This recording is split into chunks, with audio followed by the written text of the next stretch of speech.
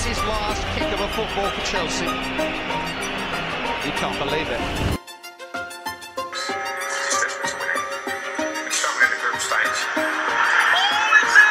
Chelsea's troubles deepen. Valencia and the last game to get Chelsea are in the last 16 of the Champions League. Valencia makes it 3-1. Now we'll have to see a manager go and turning point. They're into the quarter-finals. There's Calo and Chelsea score.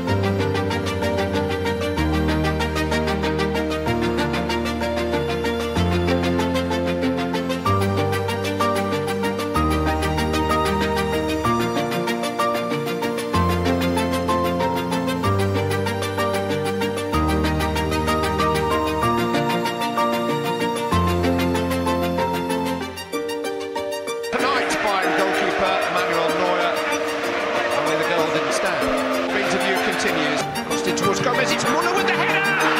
Thomas Muller, Munich history. Sigurdsson towards Drogba.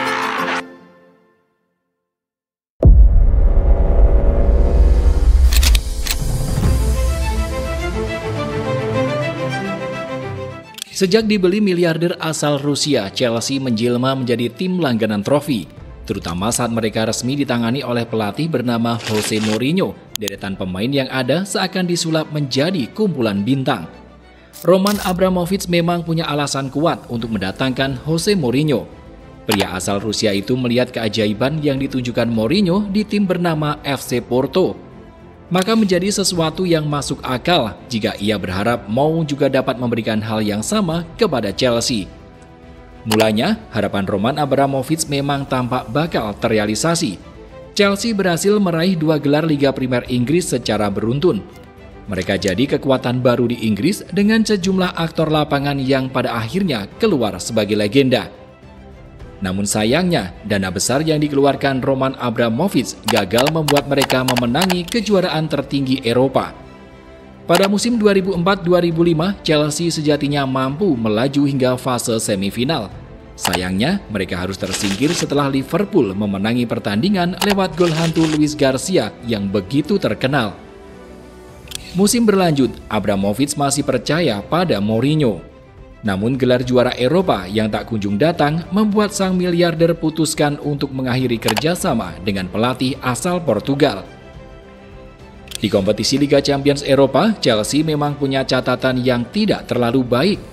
Sejumlah momen kelam setelah tragedi gol hantu Luis Garcia terus bermunculan. Di antaranya, mereka kalah di partai final tahun 2008 usai John Terry terpeleset dalam drama adu penalti. Plus kalah secara menyakitkan dari FC Barcelona dalam pertandingan yang amat kontroversial pada tahun 2009.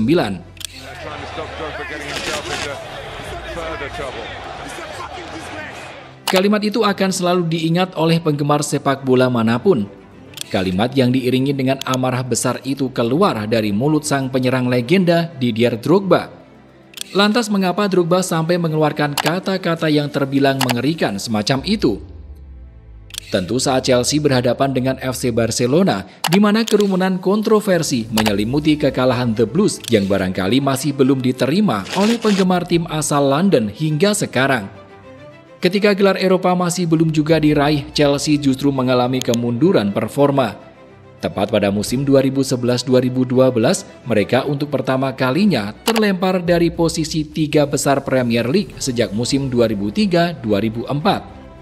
Di akhir pergelaran, Singa London cuma mampu menempati posisi 6 klasemen. Namun, momen kelam di kompetisi yang sudah mereka kuasai selama beberapa tahun justru memberi hikmah tersendiri. Ketika trofi EPL sudah sangat mustahil dikejar, Chelsea menargetkan misi sulit di kompetisi Liga Champions Eropa. Saat tidak ada seorang pun yang percaya pada mereka, takdir justru mengajarkan kepada orang-orang untuk menyingkirkan sikap meremehkan. Di kompetisi Liga Champions Eropa musim 2011-2012, Chelsea masih dihuni oleh sejumlah nama tenar. Dimulai dari posisi kiper, masih terdapat nama Peter Cech. Kemudian, di posisi belakang juga masih terdapat nama Branislav Ivanovic, Ashley Cole, David Luiz, John Terry, hingga rekrutan bulan musim dingin Gary Cahill. Sementara di lini tengah, Frank Lampard masih begitu mendominasi.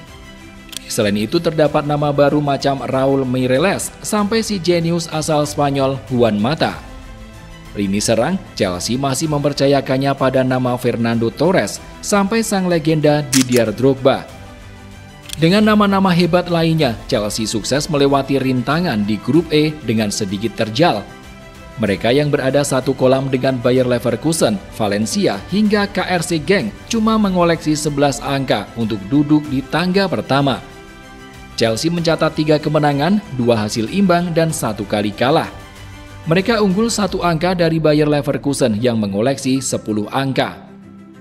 Datang sebagai juara grup E, Chelsea harus bertemu dengan tim yang tengah naik daun, Napoli, yang menjadi runner-up grup A.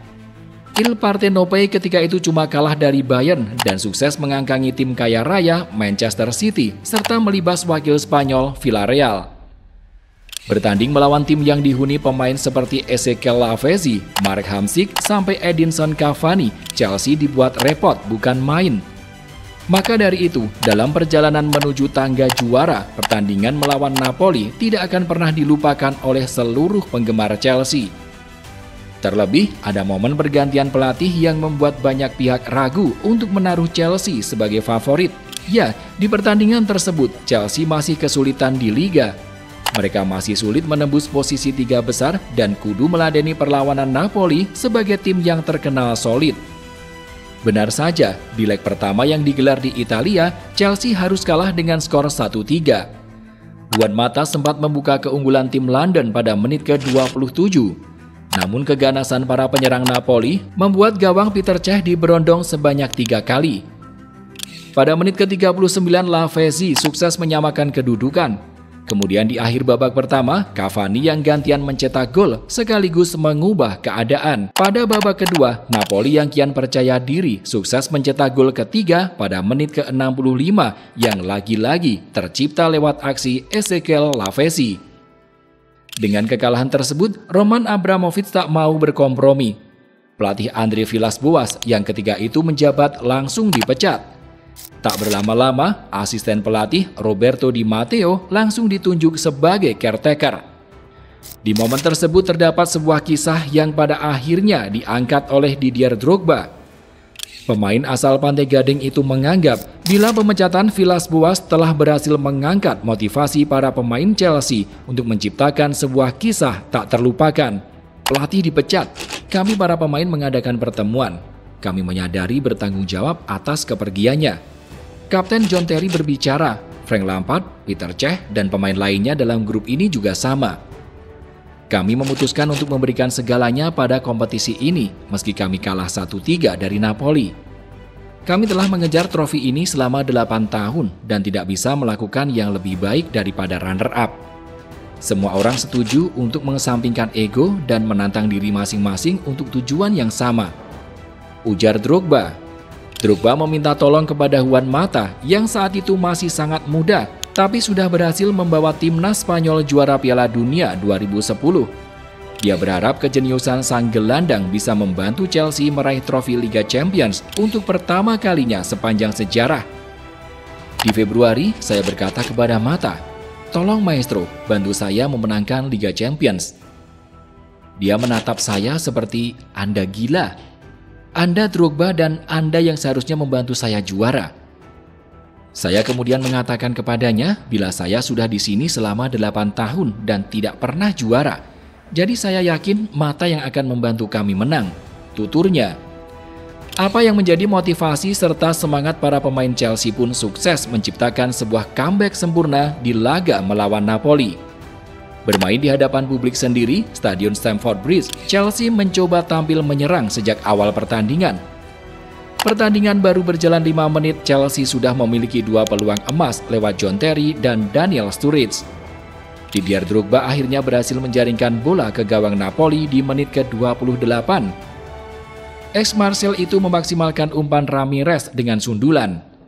Kemudian saat babak kedua baru berjalan 2 menit, Chelsea mampu menambah keunggulan. John Terry sukses memaksimalkan sepak pojok Frank Lampard. The Blues pun berpeluang melaju ke babak selanjutnya dengan keunggulan 2 gol. Perjuangan Chelsea lantas sempat tersendat usai Gökhan Inler mampu mencetak 1 gol balasan untuk Napoli di menit ke-54. Gol tersebut membuat posisi Chelsea semakin sulit karena harus mencetak 1 gol tambahan lagi untuk memaksakan hasil imbang. Setelah melakukan serangan bertubi, gol yang ditunggu akhirnya datang di menit ke-74. Wasit Felix Bridge memberikan hadiah penalti setelah Andrea Dossena kedapatan menyentuh bola dengan tangannya. Lampard yang ditunjuk sebagai eksekutor pun sukses menjalankan tugasnya. Hingga waktu normal berakhir, kedua tim gagal mencetak gol tambahan. Pertandingan terpaksa dilanjutkan ke babak tambahan karena kedua tim memiliki agregat sama kuat 4-4. Sebelum babak tambahan pertama berakhir, Branislav Ivanovic sukses mencetak gol di menit ke-105. Tendangan bek asal Serbia itu tak mampu dihalau De Sanctis. Gol tersebut lalu menjadi penentu lolosnya Chelsea ke babak perempat final dengan sangat istimewa. Di babak perempat final, keberuntungan menghampiri skuad Chelsea. Mereka bertemu dengan Benfica yang sukses dilibas dalam 2 leg sekaligus. The Blues menang dengan skor 1-0 di leg pertama dan 2-1 di leg kedua, sehingga membuat mereka lolos ke babak semifinal dengan keunggulan agregat 3-1. Bermain di babak semifinal, Chelsea harus berhadapan dengan FC Barcelona yang berstatus sebagai juara bertahan. Melewati hadangan skuad asuhan Pep Guardiola jelas tidak mudah, apalagi El Barça dihuni oleh pemain yang sedang berada di performa prima. Sebut saja Lionel Messi, duo Xavi Iniesta, sampai Charles Puyol. Namun begitu, lewat gol semata wayang Didier Drogba pada menit ke-45, Chelsea berhasil meraih kemenangan dengan skor tipis 1-0 di kandang sendiri. Keunggulan 1 gol pun menjadi modal terbaik bagi Chelsea yang akan bertandang ke Camp Nou pada pertandingan kedua. Benar saja, di leg kedua, baik Barca maupun Chelsea harus melewati permainan yang begitu ketat. Laga itu pun nyaris menjadi sebuah petaka bagi Chelsea. Pada menit ke-35, Barcelona menyamakan agregat lewat gol Sergio Busquets. Apes, 2 menit berselang, Chelsea kehilangan bek sentral sekaligus kapten John Terry yang dikartu merah oleh wasit Cüneyt Çakır asal Turki. Melawan Barcelona dengan 10 pemain jelas tidak menguntungkan bagi Chelsea. Kalah jumlah pemain akhirnya membuat Chelsea ketinggalan 2 gol setelah pada menit ke-43 Barcelona kembali mencetak gol lewat aksi Andres Iniesta. Beruntung, pada menit ke-45+1, Chelsea menipiskan selisih skor lewat gol indah Ramirez yang sukses memperdaya kiper Victor Valdes. Akan tetapi tak berselang lama, Chelsea dibuat ketar-ketir setelah Barcelona mendapatkan penalti pada menit ke-49. Untungnya mereka selamat setelah eksekusi Lionel Messi terlalu tinggi dan hanya mengenai mistar yang dijaga Peter Cech. Di tengah gempuran yang dilancarkan Barca, Di Matteo mengganti Drogba dengan Torres yang bugar.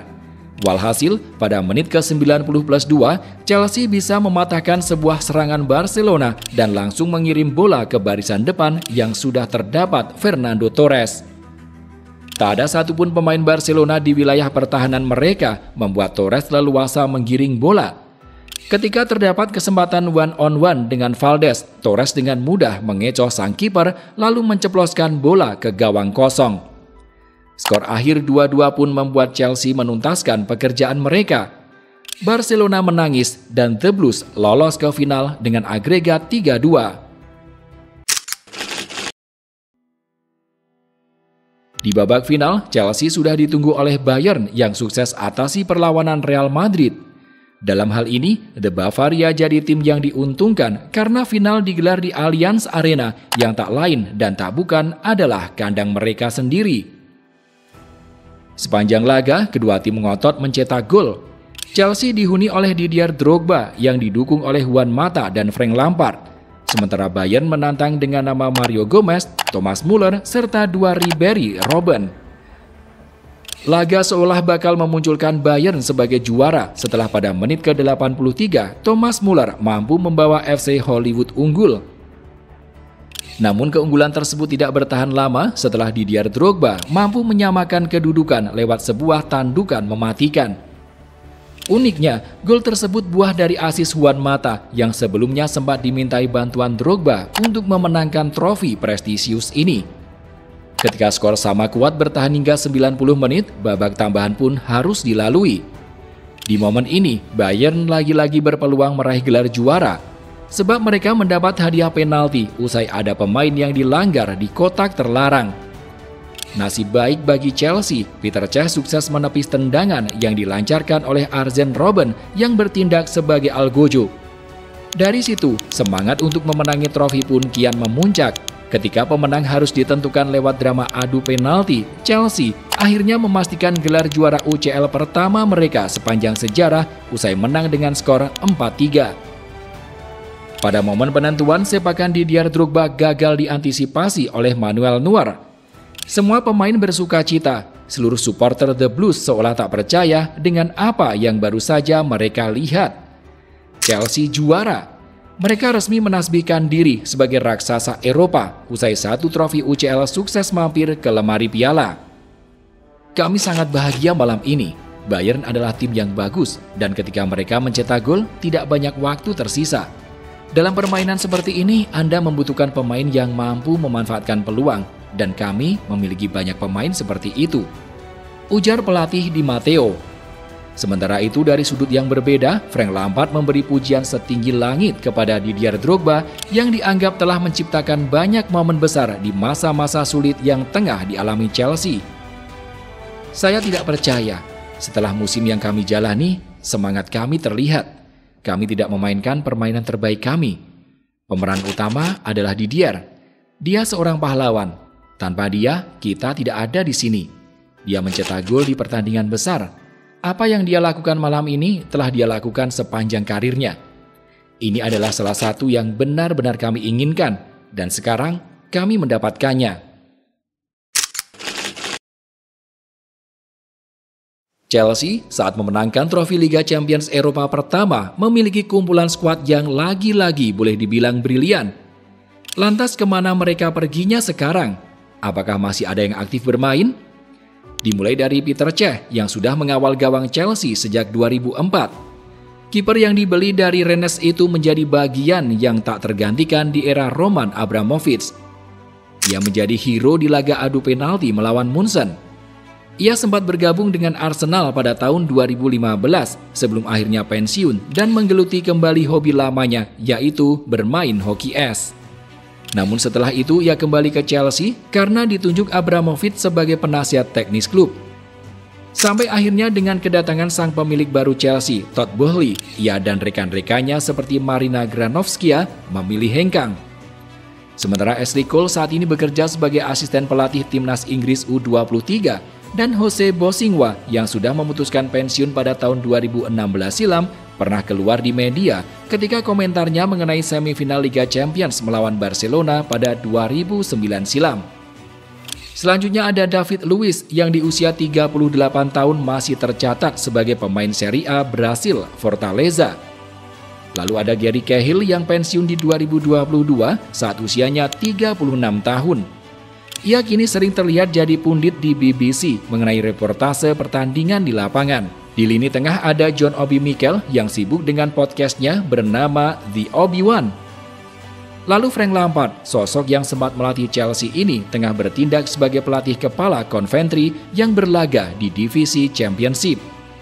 Di sektor gelandang serang, Chelsea memakai Ryan Bertrand di sebelah kiri dan Juan Mata di tengah dan Salomon Kalou di kanan. Nama Ryan Bertrand yang jadi kejutan di sektor sayap kiri memutuskan pensiun pada tahun 2023 lalu setelah kerap terlibat masalah cedera. Di sisi lain, Juan Mata sebagai playmaker adalah pemain yang didatangkan dari Valencia pada 2011. Ia sempat bergabung dengan MU setelah tak dipakai oleh Jose Mourinho yang kembali melatih Chelsea.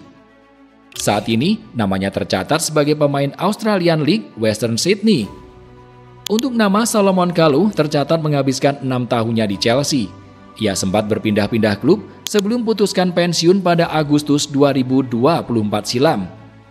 Di lini serang, pahlawan kemenangan Chelsea yakni Didier Drogba masih aktif bermain sepak bola hingga tahun 2018.